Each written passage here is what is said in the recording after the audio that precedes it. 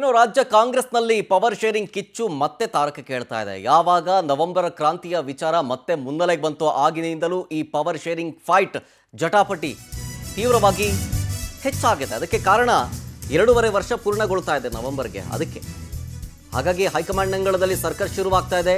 ಡೆಲ್ಲಿಗೆ DCM D K Shivakumar ಹೋಗಿದ್ದಾರೆ. CM Siddaramaiah, DCM D K Shivakumar ಅವರಿಬ್ಬರ ಬಣದ ಮಧ್ಯ ಫೈಟ್ ಶುರುವಾಗಿದೆ. ನಿನ್ನೆ ದಿಢೀರಂತ ಡೆಲ್ಲಿಗೆ ಹೋಗ್ಬಿಟ್ರು ಡಿಸಿಎಂ ಡಿ ಕೆ ಶಿವಕುಮಾರ್. ಅದಕ್ಕೇನೆ ತೀವ್ರ ಕುತೂಹಲಕ್ಕೆ ಕಾರಣ ಆಗ್ತಾ ಇರೋದು ಈ ನವೆಂಬರ್ ಕ್ರಾಂತಿಯ ಚರ್ಚೆ. ಅದಕ್ಕೆ ಹೋಗಿರ್ಬೋದಾ ಅಂತ. ಬದಲಾವಣೆ ಚರ್ಚೆಯ ನಡುವೆ ಸಿದ್ದುಗೆ ಸ್ವಾಮೀಜಿಗಳು ಬೆಂಬಲವನ್ನ ಸೂಚಿಸ್ತಾ ಇದ್ದಾರೆ. ಅಹಿಂದ ವರ್ಗದ ಜೊತೆಗೆ ಲಿಂಗಾಯತ ಸ್ವಾಮೀಜಿಗಳು ಬೆಂಬಲವನ್ನ ವ್ಯಕ್ತಪಡಿಸ್ತಾ ಇದ್ದಾರೆ. ಈಗ ಬಣ ಬಡಿದಾಟ ಅಥವಾ ಬಣ ಕಿಚ್ಚು ತಾರಕಕ್ಕೆ ಇರ್ತಾ ಇದೆ. 2.5 ವರ್ಷ ಅಗ್ರಿಮೆಂಟ್ ಆಗಿದೆ ಅನ್ನೋ ವಿಚಾರ ರಾಜಕೀಯ ಪಡಸಾಲೆಯಲ್ಲಿ ಚರ್ಚೆ ಆಗ್ತಾ ಇರೋದು. ನವೆಂಬರ್ ಟೈಮ್ನಲ್ಲಿ 2.5 ವರ್ಷ ಕಂಪ್ಲೀಟ್ ಆಗ್ತಾ ಇದೆ. ಅದರ ಜೊತೆಗೆ KN ರಾಜಣ್ಣ ಈ ಹಿಂದೆ ಸೆಪ್ಟೆಂಬರ್ ಕ್ರಾಂತಿಯ ಬಗ್ಗೆ ಪ್ರಸ್ತಾಪ ಮಾಡಿದ್ರು, ಅದಾಗಲಿಲ್ಲ. ಈಗ ದಸರಾ ಪ್ರಯುಕ್ತ ಅಕ್ಟೋಬರ್ ಸ್ಕಿಪ್ ಆಯಿತು. ನೆಕ್ಸ್ಟ್ ನವೆಂಬರ್ ಕ್ರಾಂತಿ ಆಗೇ ಆಗುತ್ತೆ ಅನ್ನುವಂಥ ವಿಚಾರ DCM ಡಿ ಕೆ ಶಿವಕುಮಾರ್ ಬಣದಿಂದ ಮತ್ತೊಮ್ಮೆ ತಾರಕಕ್ಕೆ ಹೇಳ್ತಾ ಇದೆ.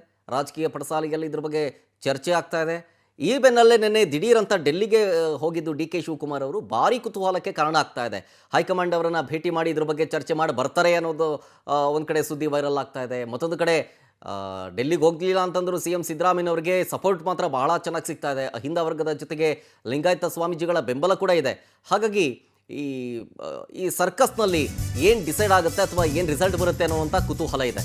ಪ್ರಬಲ ಸಮುದಾಯದ ಬೆಂಬಲ ಪಡೆಯೋದಕ್ಕೆ ಸಿಎಂ ಸರ್ಕಸ್ ಮಾಡ್ತಾ ಇದ್ದಾರೆ. ಪ್ರತ್ಯೇಕ ಲಿಂಗಾಯತ ಧರ್ಮದ ಪರವಿದ್ದಾರೆ ಸ್ವಾಮೀಜಿಗಳು. ಸಿದ್ದರಾಮಯ್ಯ ಪ್ರಬಲ ಜಾತಿಗಳ ವಿರೋಧಿ ಎಂದವರಿಗೆ ಈಗ ಶಾಕ್. ಸಿದ್ದು ಪರ ನಿಂತ್ಕೊಂಡು ಕುತೂಹಲ ಮೂಡಿಸ್ತಾ ಇದ್ದಾರೆ ಸ್ವಾಮೀಜಿಗಳು. ಬಸವ ಸಂಸ್ಕೃತಿ ಅಭಿಯಾನ ಸಮಾರೋಪದಲ್ಲಿ ಬಹುಪರಾಕ್ ಹೇಳಲಾಯಿತು ಸಿದ್ದರಾಮಯ್ಯನವರಿಗೆ. ಸಿದ್ದರಾಮಯ್ಯ ಕಳಂಕರಹಿತ ನಾಯಕ ಅಂತ ಹೊಗಳಿದ್ದಾರೆ, ಹಾಡಿ ಹೊಗಳಿದ್ದಾರೆ. ಸಿಎಂ ಸಿದ್ದರಾಮಯ್ಯನವರು ಅಷ್ಟೇ ಬಸವ ತತ್ವವನ್ನು ನಾವು ಕೂಡ ಪಾಲನೆ ಮಾಡ್ತಾ ಇದ್ದೀವಿ ಅಂತ ಹೇಳಿದರು. ಹಾಗೆ ಈಗ ಸಪೋರ್ಟ್ ಚೆನ್ನಾಗಿ ಸಿಗ್ತಾ ಇದೆ. ಸರ್ಕಸ್ನಲ್ಲಿ ಸಕ್ಸಸ್ ಆದ್ರ ಅಂತ ಸಿಎಂ ಸಿದ್ದರಾಮಯ್ಯನವರು. ಮತ್ತೊಂದು ಕಡೆ ಹೈಕಮಾಂಡ್ ಮಟ್ಟದಲ್ಲಿ ಲಾಬಿ ಮಾಡೋದಕ್ಕೆ DCM ಡಿ ಕೆ ಶಿವಕುಮಾರ್ ಅವರು ಡೆಲ್ಲಿಗೆ ಬೇರೆ ಹೋಗಿದ್ದಾರೆ. ಇಲ್ಲಿ ನೋಡಿದ್ರೆ ಸಿಎಂ ಸಿದ್ದರಾಮಯ್ಯನವರು ಬಲ ಪ್ರದರ್ಶನ ಮಾಡ್ತಾ ಇದ್ದಾರೆ. ಹಾಗಾಗಿ ಈ ಜಟಾಪಟಿಯಲ್ಲಿ ಗೆಲ್ಲೋರು ಯಾರು ಅನ್ನುವಂಥ ಕುತೂಹಲ ಈಗ ರಾಜ್ಯ ರಾಜಕೀಯ ಪಡಸಾಲೆಯಲ್ಲಿ ಕೇಳಿ ಬರ್ತಾ ಇರೋದು.